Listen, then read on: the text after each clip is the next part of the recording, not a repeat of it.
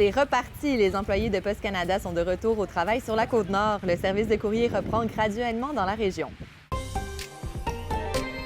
Celui que vous voyez, c'est Serge Alain. Il fait partie de ces employés de Poste Canada qui reprennent du service. Comme tous les autres facteurs, Serge Alain livre le courrier du 15 novembre, jour où la grève a débuté.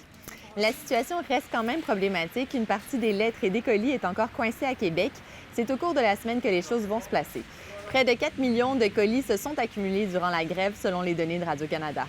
Avec cette montagne de travail, Poste Canada indique qu'il y a des retards de livraison à prévoir jusqu'au début 2025. 2024 tire à sa fin et les études sur le pont du Saguenay ne sont pas rendues publiques. C'était pourtant la promesse du gouvernement de les publier cet automne. Pour rappeler cette échéance, la coalition Union 138 s'est mobilisée à cette île aujourd'hui.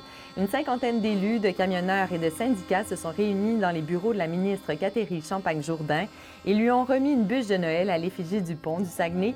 Au-delà du résultat des études, la coalition demande un engagement clair du gouvernement face à la réalisation du pont sur le Saguenay. Du côté de la ministre, on indique que Québec va recevoir dans les prochains jours les études et compte les rendre publiques en 2025. Le ministère des Transports le confirme, le pont modulaire sur la rivière Sheldrake sera prêt d'ici la fin de semaine.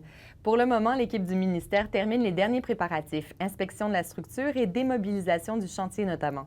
Les travaux avaient commencé cet été à la suite de la découverte d'une fissure dans le pont Touzel en 2023. Le pont modulaire pourrait être en place jusqu'à ce qu'une voie de contournement soit construite en amont de la rivière Sheldrake, un projet sur lequel le MTQ prévoit travailler pendant 8 ans.